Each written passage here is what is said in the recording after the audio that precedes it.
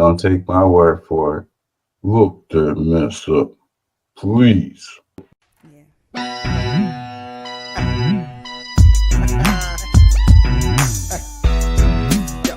Yeah, you know what I'm saying? KCE, King Chaka. An educated and united public cannot be controlled. Get organized. Learn to be active.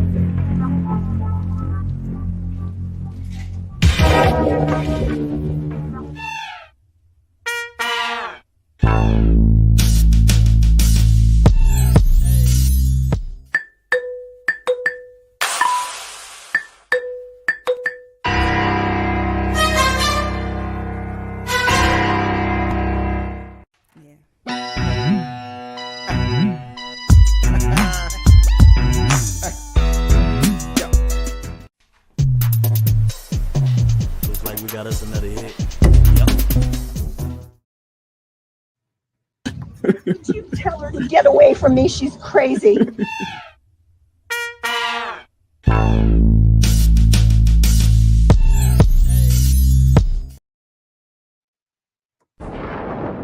Choose your destiny.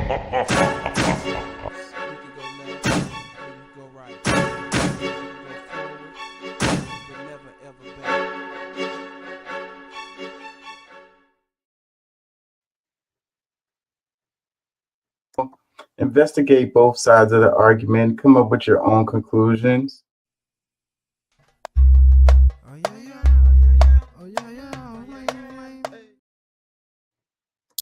Yeah, you know what I'm saying? KCE, King Chaka.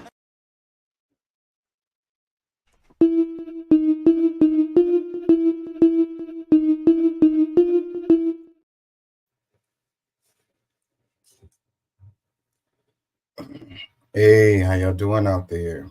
How y'all feel? Remember, an educated public cannot be controlled. Learn to be active. The views and events expressed here are totally whack. They're not necessarily a views of anyone. ¿Cómo estás? Bien, bien, bien. ¿Podemos ayudarnos más? Sí se puede. And don't take my word for it. Look that mess up. Speaking of look that mess up, that's the name of the show today. Look that mess up. For y'all that follow the show all the time, I apologize. I know I haven't been here in a few weeks. I've been really busy. My daughter's birthday, prom, school, it's the end of the semester, you know, work. Lots of things going on. And, you know, and I was also on the fence about the show because I wasn't happy about the direction of the show. I figured it's been over 2 years now since I did this show, and I expected to be in a different place than I am now. So I was thinking about restructuring the show. So with the title, Look That Mess Up, I was thinking like the way I do the show is I don't like to look things up on the fly too much because it breaks up the flow of the show. At least that's the way I feel. So, but I'm thinking that that's one of the things I can do different is look things up on the fly a little more. Not everything, because it's just not going to be feasible. You know, this is a live show and I try to prepare for the show and I have things ready to go for the show. And, you know, I try to focus on those things and not get sidetracked on a lot of stuff. So whenever I feel like whenever I feel like I need to look something up, or I feel like it's important or enough to take the time to look something up on the fly, I'm going to do that more often. You know, if nothing else, then it'll just be like get some clarity on a topic or something that randomly pops up, or to show you guys how I look up stuff, you know, on the fly, you know, so we can all learn together, because that's what this is all about. You know, I don't know everything. I don't have all the answers clearly, you know, and this is a learning experience for everybody involved. And hopefully we can come away from the conversation with a bit more clarity on topics instead of being so hard-lined on our perspectives. The main thing I try to do here is to get people to open up a little bit, maybe see the error in their ways, entertain the possibility that they could be wrong, you know, look at things from different perspectives, you know. Another thing I want to do different is I want to kind of be clear about where I stand on certain things, because I think there's some misunderstandings when it comes to that. I have a audience that watches the show that thinks my politics are in a certain place that they are not. And I really just don't want to be misinterpreted. So I want to be more clear about where I stand. Whether you agree with me or not, that's fine. You know, you stand on my side or against me on a topic, that's perfectly fine. I just want there to be defined lines as far as where I stand on the politics or whatever, you know, so we can have some clarity of where anyone is coming from, you know, what they focus is, what they care about mostly, you know. With that said, let me open up some windows. Oh yeah, and I don't know how long I'm gonna be on today. I gotta go pick up my daughter from the prom. So after that, I'm gonna come back and do a part 2 for y'all, because I haven't done the show in a while, and I want to give y'all some content today. So we're gonna do this part, and then we're gonna do a second part. Okay, well, let's get into it. I have some slides here. NLRB popped up, and it was something that I felt like it was kind of interesting, or something that I could share with the show to get some more clarity on it. What is NLRB is what we're talking about here. You know, what is NLRB? Why do we need it? What is happening with NLRB and takeaways. So I'll put together this little PowerPoint for y'all. Power Communications. It says, if you didn't know, the NLRB is an independent federal agency enforcing the National Labor Relations Act, which guarantees the right of most private sector employees to organize, to engage in group efforts to improve their wages and working conditions, to determine whether to have unions as their bargaining representative, to engage in collective bargaining, and to refrain from any of these activities. It acts to prevent and remedy unfair labor practices committed by private sector employers and unions. Yeah, so sometimes unions are shady, you know, and sometimes the private sector is shady. So this is like the government trying to play the middleman with this type of situation. And, you know, it's been a lot of gains lately with the labor unions. What is it? UNRRA. They've made some gains. The Big Three made concessions. And just recently, I want to say this week, the Volkswagen plant that's here in the United States chose to unionize. And it was crazy because they were talking about this, and it was like all of the other Volkswagen plants were unionized, but they were all outside of the United States. It was like really interesting that there's one plant of Volkswagen that's not unionized, and it's in the United States. Like, go freaking figure, you know. I think that people need to recognize what be happening. There was a post Doc sent me, and I was thinking about it, and it was talking about the minimum wage. And the guy in the clip was saying that, did I share that? The guy in the clip was saying, you know, it makes me, it lessens me or whatever. It makes my labor have less value when you give $20 to someone who just entered the workforce or whatever. I'm gonna get sidelined by this. I'm gonna go on to the rest of these slides, and I'm gonna come back to this. Where did I share it? Can I share this? Can I share this? I don't know. I think I shared it. I'm not sure though. Next slide. It says more about NLRB. Congress enacted the National Labor Relations Act in 1935 to protect the rights of employees, to encourage collective bargaining, and to curtail certain private sector labor management practices, which can harm the general welfare of workers, businesses, and the U.S. economy. The National Labor Relations Board has 26 regional offices and is headquartered in Washington, D.C. Regional offices investigate and prosecute alleged violations of the Act under the authority of the General Counsel. Why can't I make this go away? The board has 5 members and primarily acts as a quasi-judicial body in deciding cases on the basis of formal records in administrative proceedings. Board members are appointed by the president to 5-year terms, and with Senate consent, the term of one member expiring each year. So they're saying that, you know, the board is quasi-judicial body, and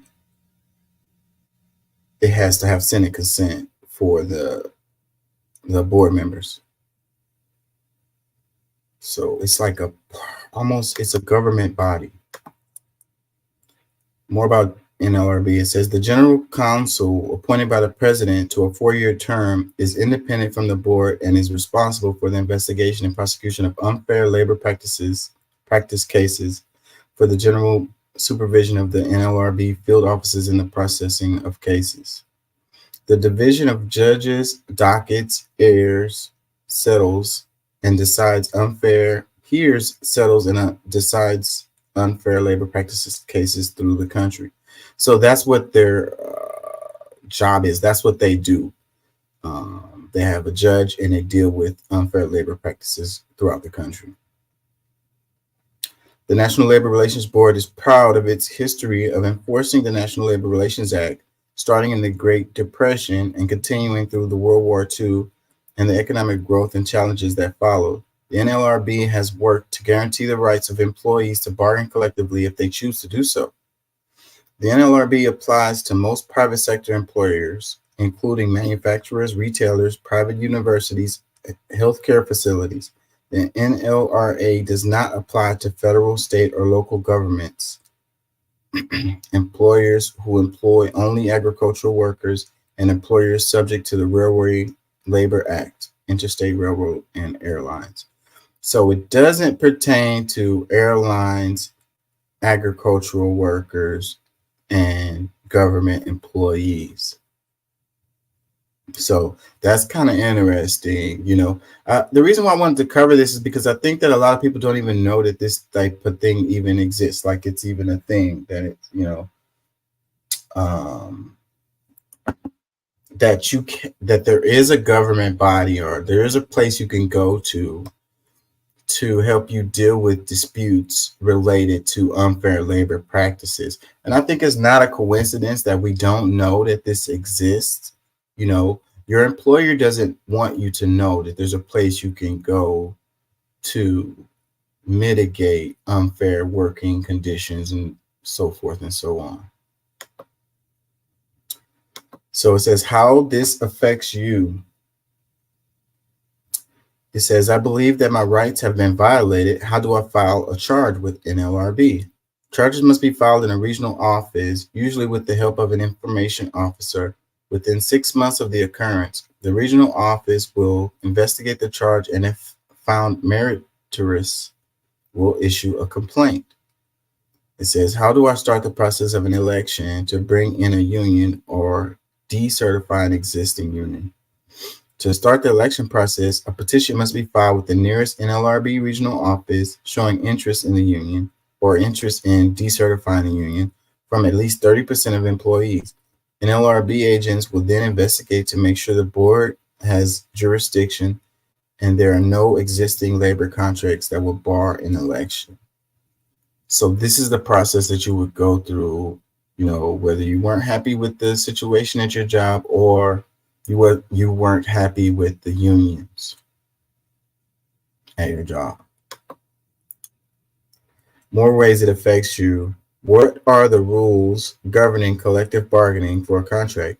If a union is selected as the representative of employees, the employer and union are required to meet at reasonable times to bargain in good faith about wages, hours, and other mandatory subjects. Even after a contract expires, the parties must bargain in good faith for a successor contract or the termination of the agreement while terms of the expired contract continue. It says, do I have to pay union dues if there is a union at my workplace? That's a good question. The question of union dues is subject to federal and state laws and court rulings. The NLRA allows unions and employees to enter into agreement that require all employees in the bargaining unit to pay union dues. However, 27 states have banned such agreement by passing a so-called right to work laws. Yeah, and we're in Texas, and that's a state that has those right to work laws, which is kind of crazy. And I don't see how anybody can be like, you know, it's kind of like paying taxes, you know, for the greater good or whatever, you know, and then you're like, I want the good that comes from being in the union, but I don't want to pay the dues, you know. Those dues go a long ways when it comes time to strike, so that you can still get some of your wages and be able to pay your bills while you're on strike. It says, is it legal to strike or picket an employer? Strikes and picketing are protected by the NLRA under certain conditions and to varying degrees. For important information on the rules regarding strike activity, see the Right to Strike page.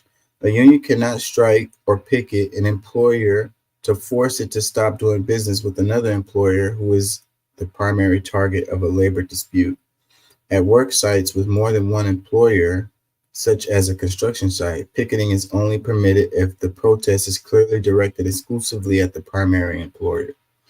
So you got to be clear about who you're striking with. And if you're like government or a university or something, you're not going to be able to do that. So the nitty gritty, the reason why I'm covering this, it says, what is happening? Elon Musk is suing to stop the government from enforcing labor laws. The Supreme Court might agree with him. So it's a case going through the courts to fight against this NLRA deal. And they're saying that it's unconstitutional. It says Amazon.com Inc. has become the latest corporation to defend against National Labor Relations Board charges by alleging the agency is unconstitutional.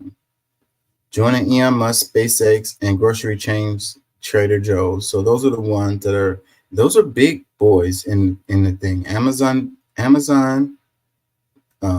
SpaceX, Trader Joe's, all trying to, and you know, these people have money, these corporations have money, so they're going to have the best lawyers.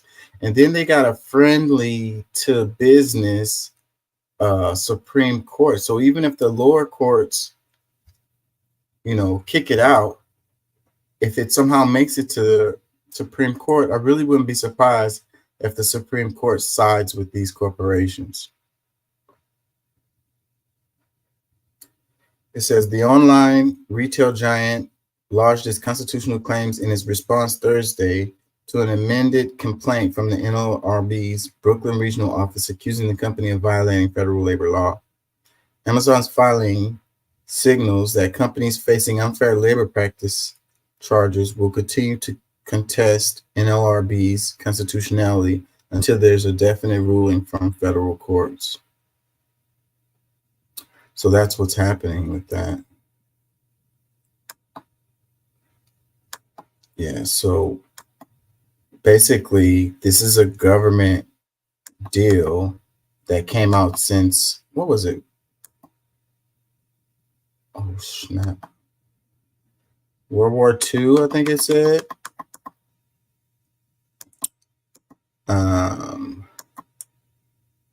1935. Ever since 1935, we've had this in, going.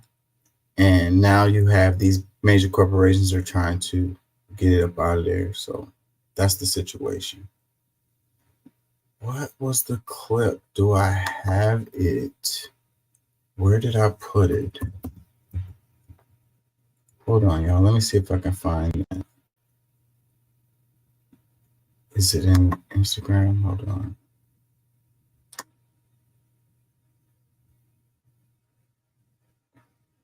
One second. Let me look this up. Let's see if I can find this. I shared it somewhere. Let's just send it to the Facebook page and then I don't know where it is.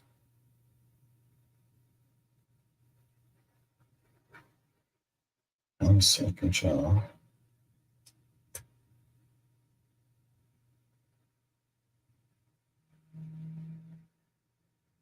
Copy link.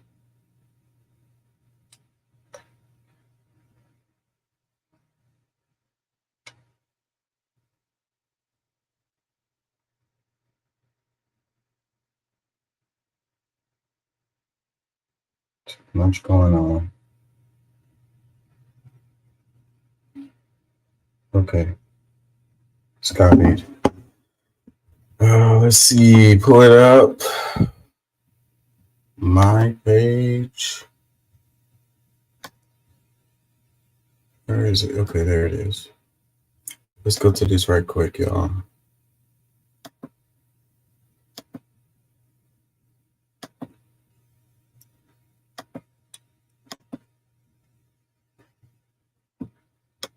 What did I do? Okay.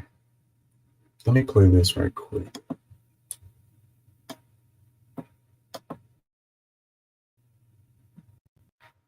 Minimum wage more than doubles, then my wage needs more than double as well. And some people in my comment section were like, no, that's not how it works. That's exactly how it works. In Texas, the minimum wage is $7.25 an hour. I make $18 an hour. That is 2.5 times the minimum wage. That means my employer believes that my knowledge and my skills are worth 2.5 times somebody who's just entering the workforce. And in order to compensate me for my skill set and my knowledge, that would mean my employer would have to pay me $37.50 an hour. Keeping my wage where it's at, if the minimum wage did go up to $15 an hour, would actually decrease my value, which would mean all the years of my hard work and years of knowledge that I gathered would only be worth 20% more than somebody just entering the workforce. And if that were to come to pass, that would ensure that we would no longer have skilled workers. Because what would be the point of busting your ass and gaining all the knowledge you can when you can go to McDonald's making pretty much the same wage? Eat a dick. I made a video stating that if the minimum wage more than doubles, then my wage needs more than double as well. And Okay, so his first point, if minimum wage more than doubles, then his wage should more than double too.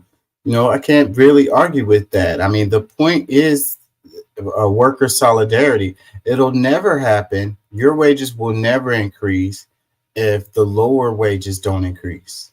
Okay, it all kind of works together. That's the way it works. There would be pressure at your job for them to increase your wages if at the low end the wages have been increased. So, but as long as we have this attitude of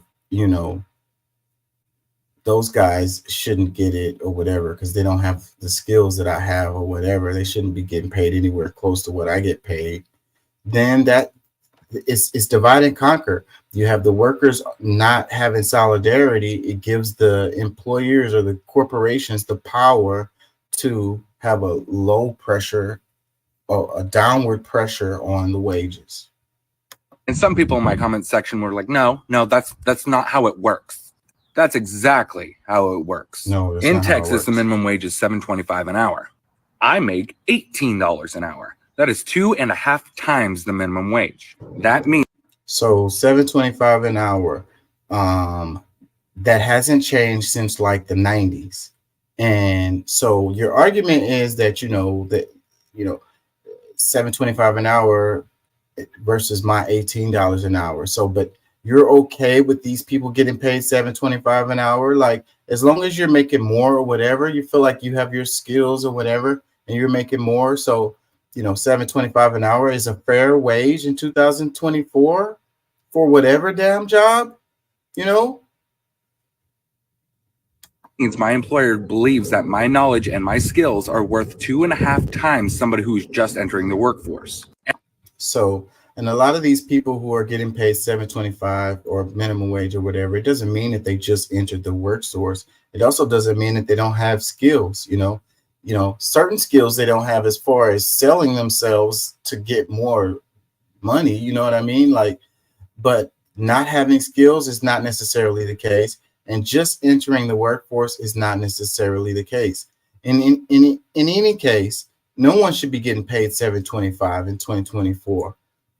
With the cost of living the way that it is and inflation, it's not matching up. You can't live with that. And in order to compensate me for my skill set and my knowledge, that would mean my employer would have to pay me $37.50 an hour. Well, maybe they should, bro. Keeping my wage where it's at, if the minimum wage did go up to $15 an hour, would actually decrease my value. It does not decrease your value. That somebody, where do they get this idea? This is like a hateful as, envious as freaking attitude right here, where I'm devalued based on what some random person that I don't know is getting paid. Like, what they getting paid? Why do you care what they're getting paid? Like, if nobody had told you those people were getting paid, would your labor be devalued? Like, just the knowledge that these people are getting paid this amount, you feel that you've been devalued. Like, come on, man, get all the way the F out of here. Like, there's no logic in that way of thinking. Which would mean all the years of my hard work and years of knowledge that I gathered would only be worth 20% more than somebody just entering the workforce. Your logic is really messed up there. Again, like all the labor, your job isn't paying you enough. Then that's where the focus needs, and you need to have solidarity with these other people so that their wages can go up and your wages can go up too. All the years that you've done to gain the skills that you've done, they should be paying you more than if you're bringing value to their company and they only feel like you're worth $18, and then you measure it by how much more you're making over the minimum wage. The minimum wage is the bare minimum that any company can legally pay people. If there wasn't a law, then these people would pay people less than that. Okay, so that is not the proper rubric that you want to measure your success or your value on, compared to what the base bottom pay is. And if that were to come to pass, that would ensure that we would no longer have skilled workers. Because we'll no longer have, that's a huge stretch right there. We'll no longer have skilled workers because they're paying people $20 an hour to work fast food restaurants. So all the skilled labor people are just gonna quit their jobs? They're just gonna go home or they're gonna go all work at McDonald's. I guess that's what you're insinuating. Like, there's no logic in that thinking at all. Like, well, that is the whole doom and gloom, how people go to the extreme all the time. It's kind of like when they say Trump's gonna get elected, then it's gonna be the end of the world. Like, the world's gonna come to an end if Trump gets elected. Like, I'm sorry, I don't see that. I guess it could be true, just like, all labor, no more skilled labor. I guess it could be true. It's just the chances of that actually being the case is like slim to none, buddy. Like, you're going to need skilled labor regardless of the pay of some fast food worker. Come on. I know these kinds of arguments make sense in people's mind from the jump, but they don't spend a moment thinking about it. It's just like, oh, yeah, that sounds cool. No, it doesn't. It's not adding up. There's no math to support this. Because what would be the point of busting your ass and gaining all the knowledge you can when you can go to McDonald's making pretty much the same wage? Eat a dick.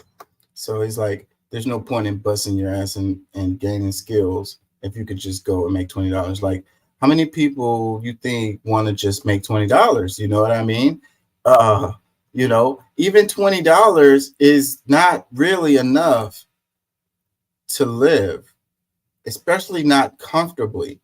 You know what I mean? How much is your insurance going to come out of that? How much taxes are going to come out of that?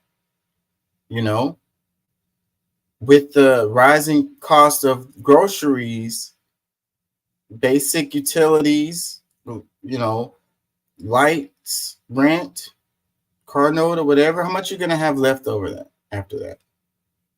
You know, how nice of an apartment can you get with that? How nice of a car? Can you buy a car with that? Come on, man. Do better.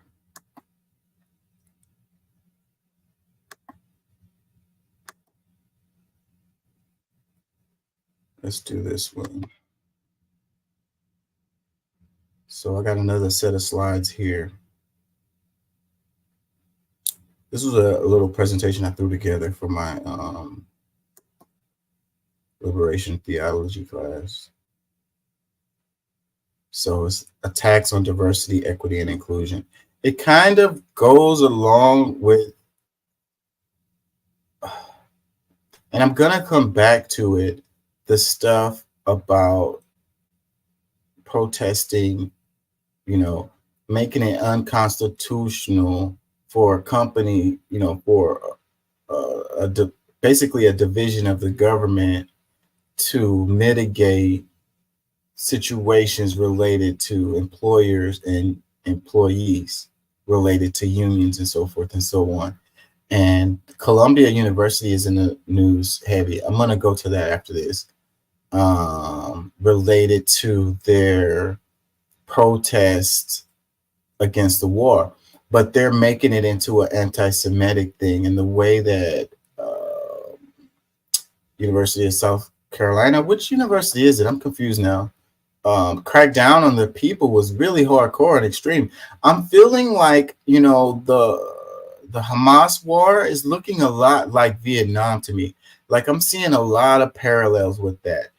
And I'm noticing that even back then, like there was a repression, there was like a crackdown against protesting hardcore about the Vietnam War. But the way it's happening now with the Israel-Hamas war is on a whole nother level. Even the same universities that's in question right now are getting cracked down on a higher level than they did. And that they were the focal point for the protests against the Vietnam War, you know? And so I guess they learned from history. They're like, we're not going to let this get out of hand this time. So we're going to freaking smash it out at its heart, which is what it seems like they're doing. And then make everybody afraid to make comments or get on board or support or show any solidarity, because if you do, then you're anti-Semitic. That is how they're using it. So this one, it says attack on diversity, equity, and inclusion, which is what's happening across the board heavily. And it's another way to attack schools and universities, scholarship, you know, in this country. It's taking us backwards, man. It really is. And I hope that people can really realize how all of this stuff is connected. Roe versus Wade, you know,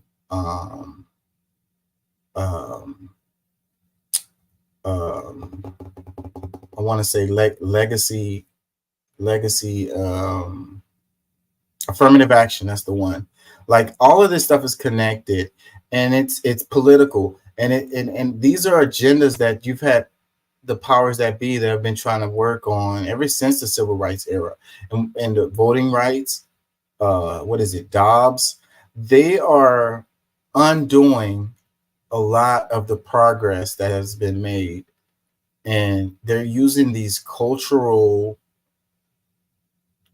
soundbite, freaking emotional clips and reels to get the job done, like, and dividing and conquering the public. And I don't want to get ahead of myself because I kind of want to talk about, I might save it to the next show, but I want to talk about the guy who set himself on fire too. And it's like, they covered it, but they didn't even say what his manifesto was, or they didn't mention like why he did it or whatever. And it's like, that doesn't fit the narrative. You know, some guy saying both sides suck and they're pulling a coup on you. And it's like, whoa, we can't cover that. We can't say that. This guy's crazy. I know that was a lot, so forgive me. Let's check this out. It says, Republican lawmakers in more than 30 states have introduced or passed more than 100 bills to either restrict or regulate diversity, equity, and inclusion initiatives in the current legislative session, according to NBC News analysts. Yeah, in my school, they closed down those offices or rebrand those offices right away, immediately. As soon as the thing passed in court, before they even had to do it, they did it way ahead of time. Like they were just waiting. It was like, I never been in that building anyway. So I was like, what do they even do in that building? Like, I don't think they even really did it. Forgive me. I don't know. I'm ignorant. I don't know what the hell they did in that building. It says states such as Florida, Texas, and Utah are among the handful whose legislatures have approved bans on DEI efforts in higher education and public offices. So they're banning DEI in higher education and public offices. It's like DEI is the devil. And then when that bridge came down, the guy was like, DEI, that's the reason why the bridge came down. Like, what? Goes on. In Florida, the Board of Education recently announced a new rule banning public colleges from using state and federal funds on DEI initiatives. Last summer, Texas Governor Greg Abbott signed a law to require all state-funded colleges and universities to close their DEI offices. Yep, and that is what happened. It has already happened. You know, so it's like you can't use the funds. So then they have to close the offices anyways, because then how would they be able to prove that they didn't use funds? You know, because these colleges and universities aren't completely government funded. They're businesses, and they got endowments. They also have profit. So, but they would have hell trying to prove that, yeah, we didn't use the money that y'all gave us for this program. So we're not even going to go through it. Let's just close it. The other side. Advocates for the anti-DEI movement have called such policies and programs unconstitutional, holding that focusing on diversity and inclusion only divides Americans and fosters white guilt. You're going to get some tears. I'm going to cry.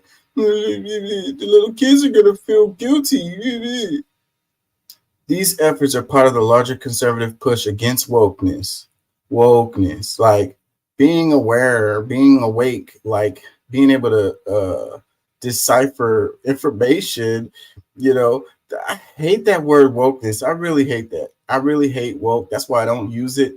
You know, it means so many different things to so many different people that it's like the word doesn't even have any meaning anymore. It's like, what do you mean by wokeness? Like that could mean freaking literally anything, whatever your definition of it is. Like it says the anti-DEI efforts follow and have gained momentum from the backlash to Black Lives Matter and the implementation of laws to limit what can be taught about race in schools.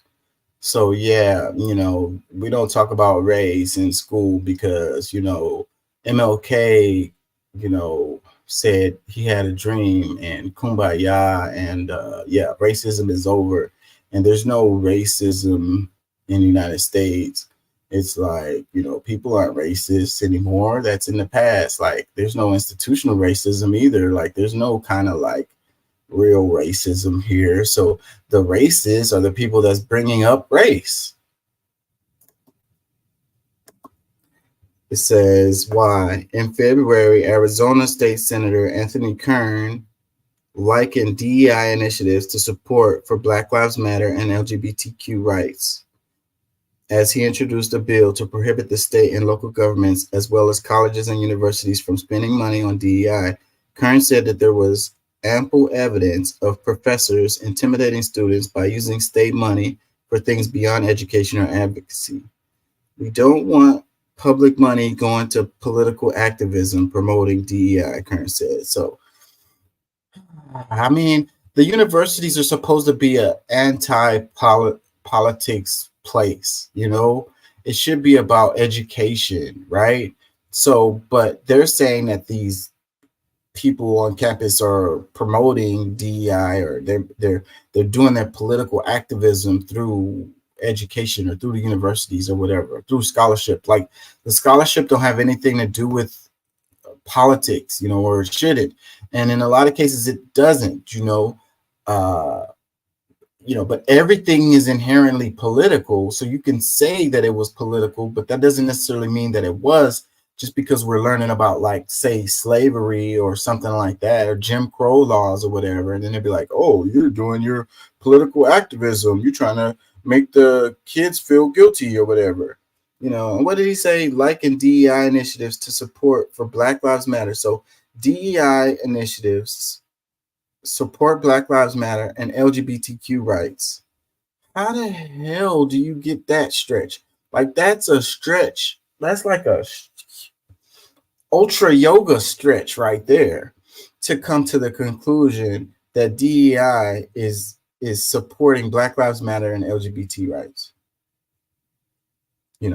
And the thing about DEI, I think a lot of people don't really understand, and the ones that are trying to make this political leave out, diversity, equity, and inclusion is not just about like Black and brown folks. It's about people in wheelchairs. It's about people who have hearing disabilities. It's about people who have, visual disabilities. It's about women, anyone that isn't like I don't want to say norm because that's not the right word, but anyone that doesn't fit the box of average person, DEI helps them. It forces these colleges, universities, jobs, corporations to allow their programs to be inclusive to these people. It's to get rid of the barriers from these people so that these people can be as successful as anyone else, instead of having these hurdles to jump. Like if you have a person that's in a wheelchair and they have to jump hurdles, literally, they're not going to make it. You have a person in a wheelchair and you have only stairs and you have no other kind of accommodations for them to move around the building, they are not going to make it. You have somebody who has hearing or visual disabilities and you don't have, Braille or the lights, the different things, they're not going to be successful. So that is the point, but they always want to make it Black Lives Matter. Like it's all about Black Lives Matter. It's going to benefit Black people. So, that's a problem. That's one of the things about this country that really burns my britches is anything that's going to help Black or brown people, even if it helps everyone else, everyone benefits from it.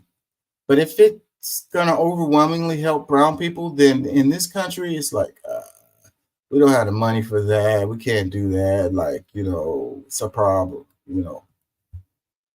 And they won't say that it's because of that it helps Black or brown people overwhelmingly, like the student loan forgiveness program or whatever.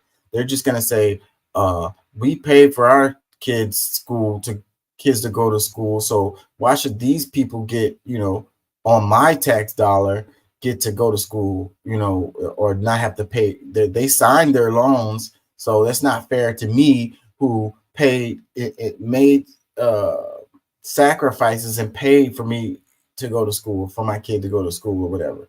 So, but no, underneath that is that's going to overwhelmingly help Black and brown people and screw them. That's what they're really saying. That other thing is BS and gaslighting, because the legacy of Jim Crow, the legacy of redlining, the legacy of legacy students, benefit a certain group, and that is the reason why that certain group is more likely to be able to pay for their kids to go to school, and the other group to not. So get the hell out of here with that. It says liberation, freedom from oppression. It says the tearing down of the progress made during the civil rights era is the goal. Yes, this is what I'm trying to say. And that's the reason why I wanted to cover this. Liberation, freedom from oppression, the lack of Black representation. So it's like we just hire the people that are, you know, the most qualified. You know, it's not that it's just we only want to hire white men or admit white men only for these positions. It just so happens to turn out that white men tend to be the ones that's the most qualified for these positions. You know, it's just the way it is. It's not that we are being racist or whatever. You know, it's not that we're trying to keep from having Black representation in our company or our organization or our university. It's just that the white men tend to be the ones that's qualified. You know, whoever's the most qualified is who gets in here, and it just so happen to be white men. You know, it's kind of like every invention that has been worth anything to humanity was done by white men. Just, you know, I mean, it just makes sense, right? It just makes sense. You know, that's one of the things that burns my bridges. Again, I'm gonna say that. Maybe that's my new little phrase, burns my bridges. You know what really burns my bridges? Freaking, you know, the idea that people just accept this, you know, it just makes sense. It's like, you know, all of the greatest philosophers in history were white men. Oh, that just makes sense. I mean, you know, it just makes sense. You know, all the greatest countries or the most organized countries, you know, civilized countries in the world are you know, majority white people, you know, and that just makes sense. So then what is the underlining of that? It's kind of like when they say demographics all the time, when we compare the United States to like Finland or Sweden or somewhere else, and they're like, you know, they eradicated their prisons over there. They don't have no need for prisons over there. And it's like, we can't implement that in the United States because of demographics. So then what are you really saying about that then? You know, it's mostly white people in Sweden and Finland. So that's the reason why they, you know, they don't have as much crime. You got other demographics here in the United States, and that's the reason why we have much crime. So then you're saying that Black and brown people are predetermined to be criminals, is what you're saying. You're saying that Black and brown people aren't likely to create inventions that are good for humanity. You're saying Black and brown people can't come up with philosophies that are good and useful to humanity. This is what you're saying, okay? Now, you may not realize it because your brain isn't working past the surface level of these things, you know, and that's what really burns my bridges, is that, you know, it just, to you in your mind, it just makes sense. It just makes sense that the most qualified person is a white man. It just makes sense that it's white people who come up with the philosophies and all of the inventions in the world. It just makes sense that predominantly white countries are the ones that or more organized or whatever. It's like, it just makes sense. So if that just makes sense in your mind, then you have something that has been put into your mind that has led you to believe that certain groups are smarter or better or more organized, more civilized than others based on the freaking color of their skin. And you would say, no, that's not true. And you're trying to say that I'm racist. Yes. You know, if you're not racist, then you're prejudiced. If you come to these conclusions without even spending a second to think about it, that something doesn't seem weird. It doesn't seem weird to you that, you know, all the sources, all the academic sources go back to a white man. That's not strange to you at all. It just makes sense to you, doesn't it?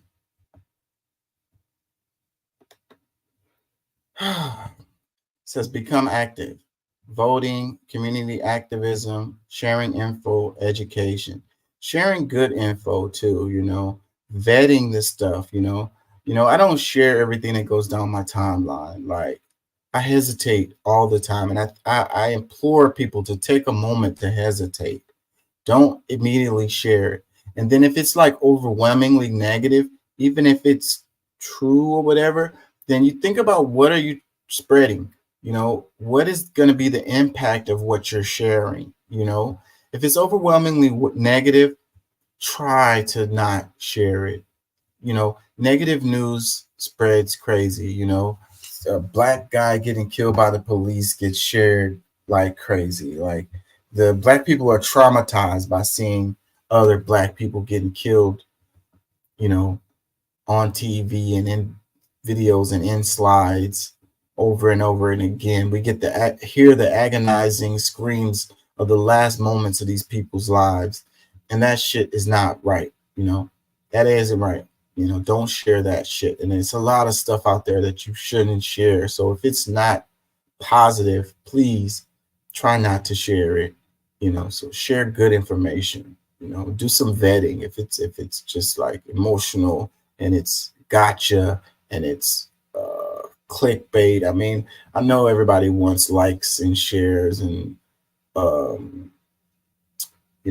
comments, mentions, but that doesn't make you any money. I mean, I guess it does in some circumstances. But the way I feel about things is that, money isn't everything, man. Like we've been trained, and that's the reason why this capitalist system is the one that's dominant and continues to freaking destroy the world. And it controls the education system. It's entered its tentacles in every aspect of human life. And it leads us to think like a successful person is a person that makes the most money. The more money you make, the more successful you are. So success is equated by how much money you make. And like, we know if we sit down and actually think about it, that that's not true, but that is what is sold. And it's like, and that's what people share or talk about, I have the latest car. I have this square footage in my home. My home costs this much. My salary is this amount. My title at work is this, and so forth and so on. And this is what we value in our society, Really sad. So, how I feel about voting if you watch this show, but I still say, especially local elections, pay attention to local elections, be involved, and go ahead out there and vote. Go ahead and do it. I mean, it's only a small part of what needs to be done, but go ahead and do that. So community activism is way more important, I'd say, than voting, way more powerful than voting. Education, actually learn some stuff for yourself. Look stuff up, look that mess up, become more educated about things. And it's going to help you and everyone around you out. Don't be passive. The powers that be relies on us being passive. Things will never change as long as we just go along to get along and no one ever fights back. We got to fight back. At some point, you got to say, no, this ain't right, and do something about it. And the last thing here is don't give up. So, it's a lot of hopelessness, and I feel it all the time. That's part of the reason why I haven't done the show. So I'm like, what impact am I really having? Nobody's even watching this shit. So, but don't give up, keep on pushing. You never know, like one person, you impact one person, that person impacts someone else, and that person impacts someone else. And, so a difference is made just by your existence. Your existence is the resistance, and if you live by your values, you stand on your morals, you live in a way that you follows the principles that you believe in, you're having an impact without you even knowing it. Don't even really have to do anything. Imagine the world is a different place without you in it. It's a different place, not the same place without you. That's the difference you make. Speaking impact. It says your ability to communicate effectively will leave a lasting impact on your audience. Oh, I think this is left over from an slides. Okay, yeah, that's left over. Anyways, I kind of want to do something on the University of California, USC, Columbia University, that stuff. Kind of want to do that before we have to go, because I'm gonna have to go pick up. I have to go pick up my daughter soon, so I'd like to do a little bit on this before I get out of here. Let's see if we can find it. Talladega Nights, baby Jesus. She's like, you don't have to pray to baby Jesus. Like, that's weird. He's like, baby Jesus is my favorite Jesus, so that's what I'm gonna pray to. That movie is ridiculously funny, man. The New McCarthyism, Columbia University. Let's do this one. Let me share this.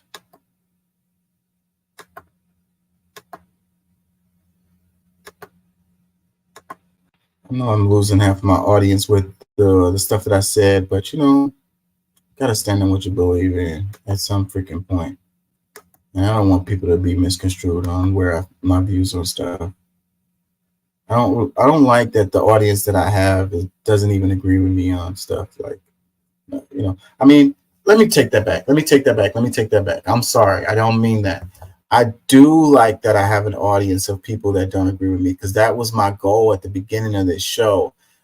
I'm trying to say that, you know,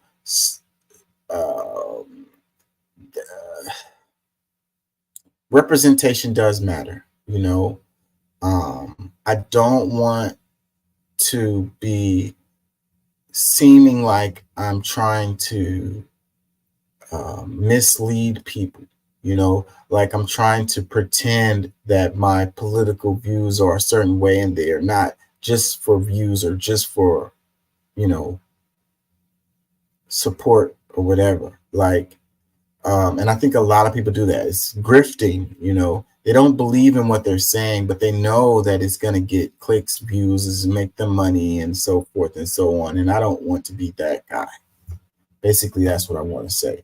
I do want dialogue between different groups. That you know, we have more. That's the reason why so many people that disagree with me that follow my show is because the stuff I focus on is the stuff that we all agree on most of the time. You know, we agree on way more than we disagree on, the left and the right, conservatives, liberals, Republicans, Democrats. We agree on way more than we disagree on. It's just that the media makes it seem like, you know, we have all these disagreements, you know, these, and they like to focus on these social issues, you know, these cultural issues that people are hardlined about and pretty much never going to move on. So I say, put those to the side. Let's focus on the stuff that we do agree on so that we can move forward and create a better world for the children. I mean, you know, it sounds so freaking lame and cliche, but it's like the media loves division. If it bleeds, it leads. You know, if it divides, it rides. You know, they like to play over and over stuff that have us at each other's throats. It's divide and conquer. The day we wake up and realize that all of these working class folks, regardless of, like this guy is saying, making $18 an hour versus the guy who's making $7.25 an hour, you guys are on the same team, bro. Why are you, you know, demonizing this person who's making minimum wage and you're making $18 an hour? Like, you guys are in the same boat, bro. That $10 difference is like nothing, okay? Trust me. So, you know, you got class solidarity that needs to be focused on, you know. Who is the enemy? Who is really on the other side? You know, it's not the immigrants, it's not women, it's not LGBTQ. It's the government, it's the corporations. These guys are freaking corrupt and shady, and they're all intertwined with each other. It's almost impossible to distinguish the difference between the corporations and the government. They're so freaking intertwined with each other. Even the actual politicians go and be a politician, and the next year they go work for the big corporation, and then they go back and be a politician, and then they go back and work for the corporation. It's the same as people. They go to their kids go to school together, they hang out together, they go have drinks after they are on TV looking like they're at each other's throats on the Capitol Hill. Afterwards, they go have martinis together and talk about their kids' baseball game or whatever the hell. Meanwhile, all the rest of us are over here struggling, trying to get by, working ourselves to the bone just to make ends meet, and don't really have no opportunity for advancement. We're just stuck in our freaking box that we're in, and we can't escape it. And they have made that box. They have created it. And then they got us fighting against each other, thinking that, you know, the enemy is your neighbor. Democracy Now!, democracynow.org.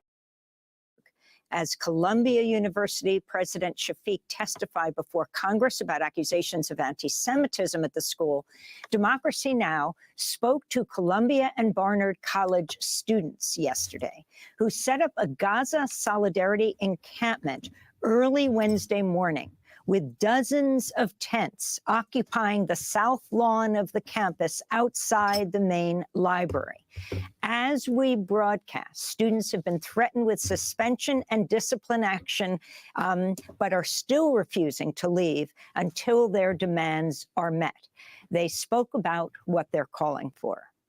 Down with occupation. Down with occupation. Up with liberation. My name is Mariam Alwan, and I'm with Columbia SJP, Students for Justice in Palestine, and we are here today to demand that Columbia divest immediately from all states in Israeli apartheid. Over 33,000 Palestinians have been killed, and as we speak, our president is testifying in front of the House in a game of political theater that is conflating anti-Zionism with anti-Semitism. We want to focus the attention on what's going on in Gaza and tell Columbia that we are not going anywhere. No matter how much government suppression we face, we will keep fighting until they divest. They have been completely repressive. I mean, we've faced police brutality. We have faced countless policy changes. I mean, my group, along with Jewish Voice for Peace, was suspended in the fall semester completely illegitimately. I filed a lawsuit to counter that action. And it seems like the repression is only getting worse and worse and worse. But the more they repress us, the more we rise up. And that's why we've escalated. That's also why we've escalated here today. Not only are they not listening to us when we peacefully protest, when we attempt to just pass referendums for student voices to even be heard. They don't even want to listen to the students. They don't want to know what the students think.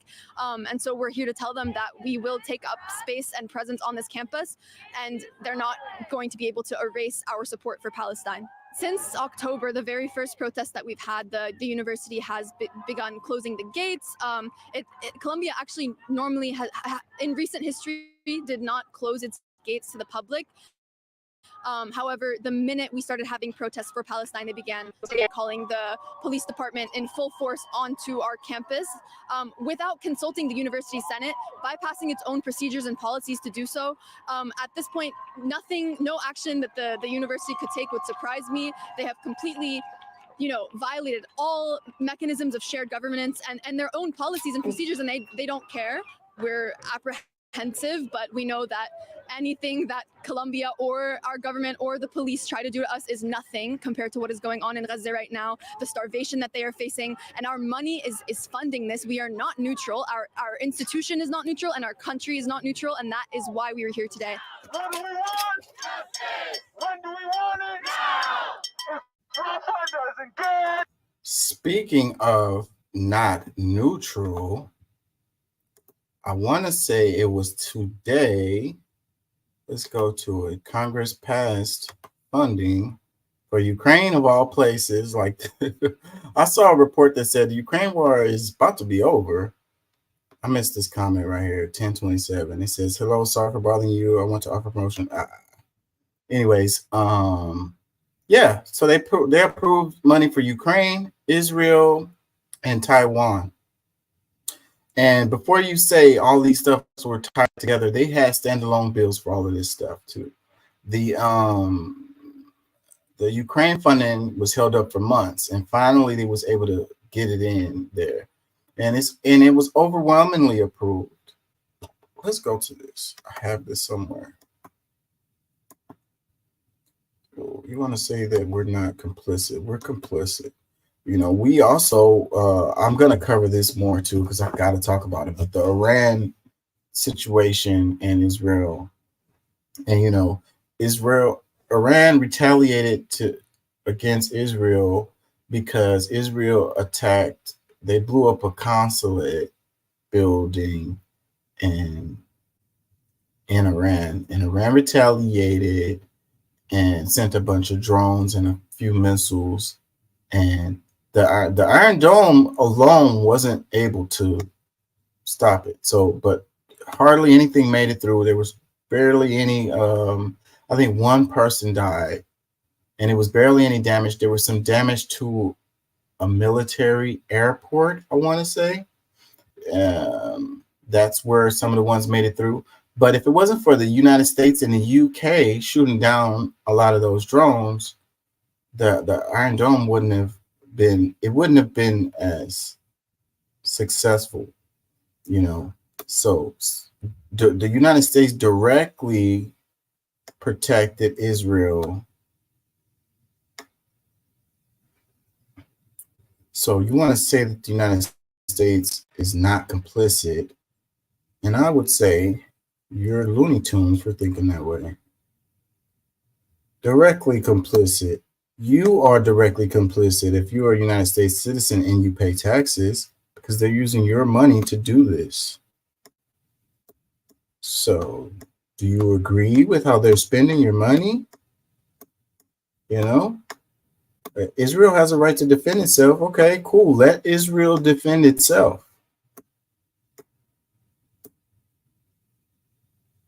What about all the stuff that that we need here? What about America first?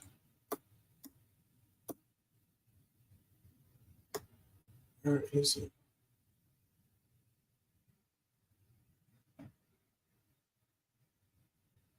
I could just look it up right quick. This is taking too long.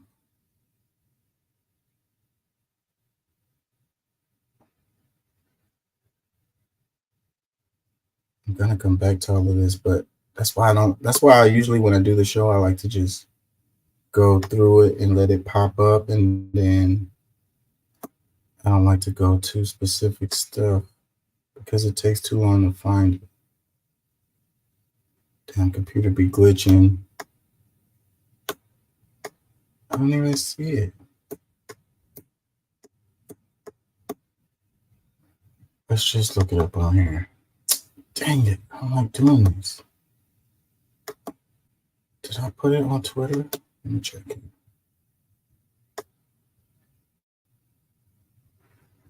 I'm gonna come back to that. Dang it.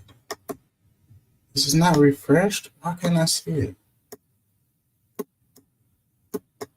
I did multiple, but I know I did multiples of it. So I wanted to make sure that I got it. I don't see it. So let's type it in. Congress passes, hold on.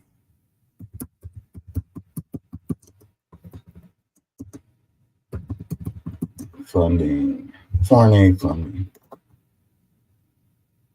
Let's see, 95 billion. I want them to explain it though. Let's see. So it's Taiwan, Ukraine.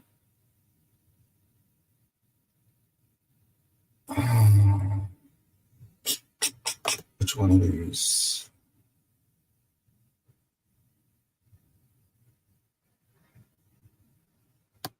Let's see. Let's do this one. I don't know what the hell this is. That's the reason why I like to freaking have it already ready, because I know no telling what the hell this dude is about to say.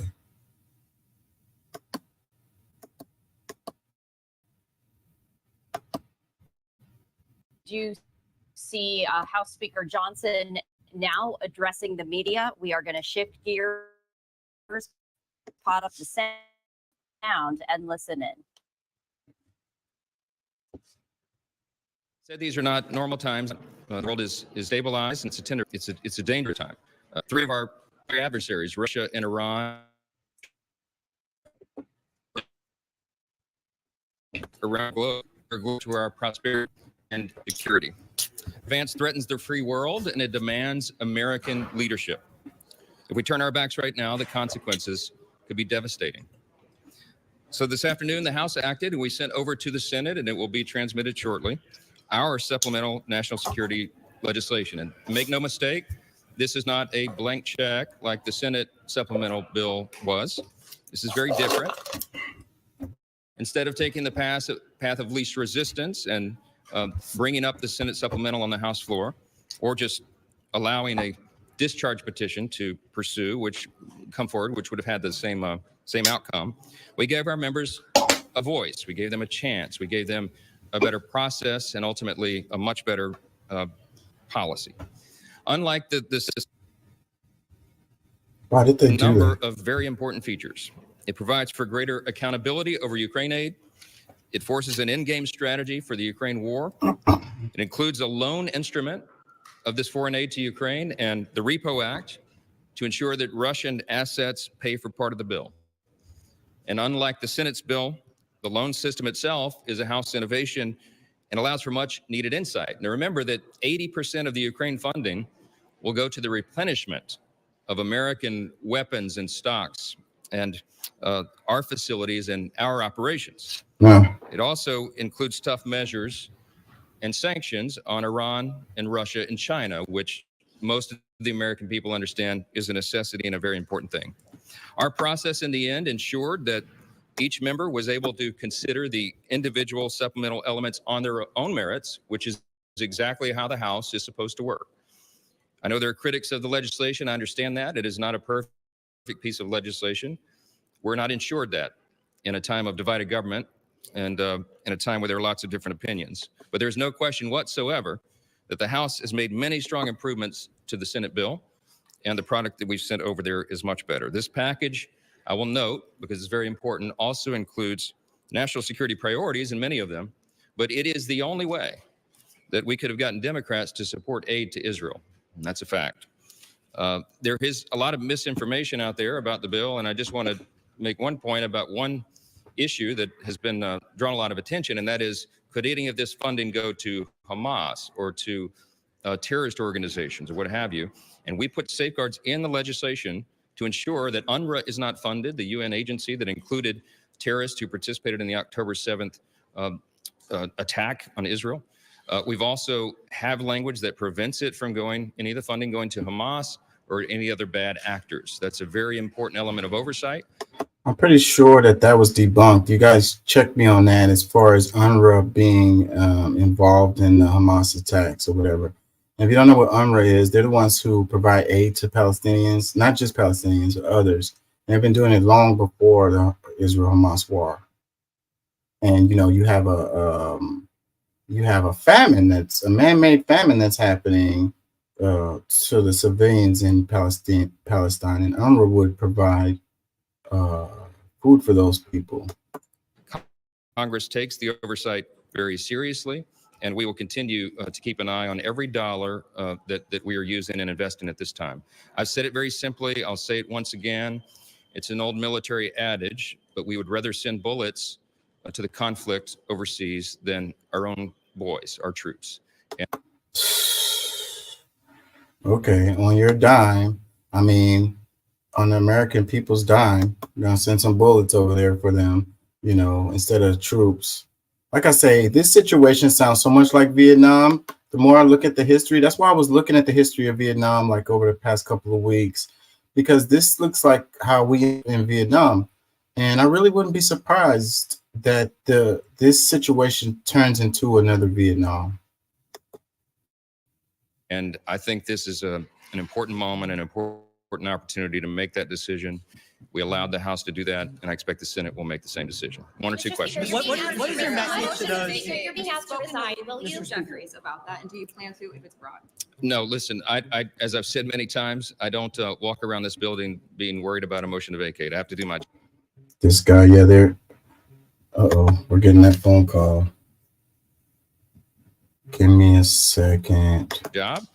We did. I've done here what I believe to be the right thing, and that is to allow the House to work its will. And as I've said, you do the right thing and you let the chips fall where they may. So I will continue to do that. That you made a brave step, but at the same time, why it took too long for aid to Ukraine, and maybe too long? Why you decided to do it right now? Listen, the House had a lot of important work to do here. We had to get the government funded in our appropriations process. We had to reauthorize the Foreign Intelligence Surveillance Act. We had a lot of important measures that had to be done, and we got to this as quickly as we could. This is an important matter. I think it's timely. I think you've heard from leaders around the world, including in Ukraine, that this is being done on a timely basis, and the House had to have the time to deliberate and do this in the right manner. I think we did our work here, and I think history will judge it well. Yeah, history will judge it well. Yeah. Continuing to fund Ukraine, sliding into Israel funding, Taiwan. It's like a lot of people probably wouldn't even understand the, oh snap. Can y'all hear me? Yeah, the connection with Taiwan. Anyways, I got to get out of here because I got to do something right quick, and then I'm going to come back and do part 2 of the show. Thank y'all for joining. Thank y'all for listening. I'll be back in maybe 30 minutes.